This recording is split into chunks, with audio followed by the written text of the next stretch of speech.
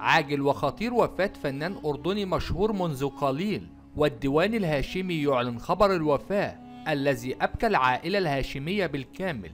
وردنا الآن منذ قليل وفاة وزير الإعلام الكويتي الأسبق محمد السنعوسي، ومن تكون زوجته الثانية وكم عدد أولاده. السلام عليكم وأهلا بكم وفيديو جديد. لو أول مرة بتشوفني ياريت تشترك في القناة وتفعل الجرس على الكل، وزي ما عودتكم وعودتونا بنصلي على النبي عليه الصلاة والسلام. ويلا نبدأ الكلام. طمئن فيصل خلف هزال العتيبي نجل الشاعر المعروف خلف العتيبي محبيه والدي على صحته.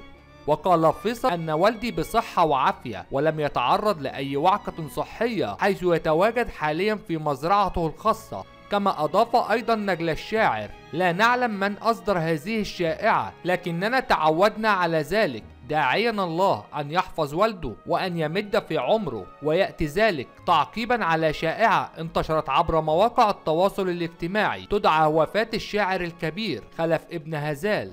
كما ورد الآن منذ قليل حقيقة مقتل الفنان الأردني أشرف طلفاح، وكاميرات المراقبة تكشف مفاجأة. كشفت المعاينة والفحص الأمني المبدئي حقيقة تعرض الفنان الأردني أشرف طلفاح للاعتداء والتسبب في وفاته. كما بيّنت كاميرات المراقبة عدم دخول أو خروج أي شخص في وقت معاصر لإصابة الفنان الأردني.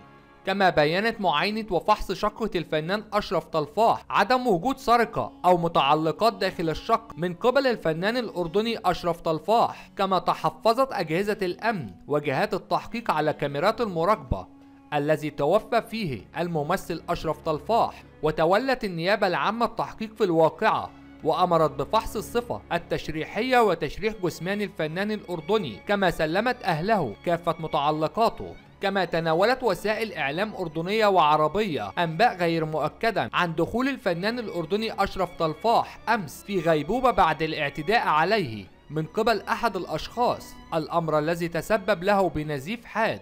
توفي المخرج والممثل الأردني أشرف طلفاح قبل قليل، وذلك في مستشفى بمنطقة 6 أكتوبر، وما زالت التحقيقات جارية للتأكيد عن ملابسات وفاته. ولحد هنا بتكون أهم تفاصيل حلقة النهاردة. ياريت لو عجبك الفيديو تدعمنا بلايك واشتراك في القناة، وما تنسوش تفعلوا الجرس على الكل.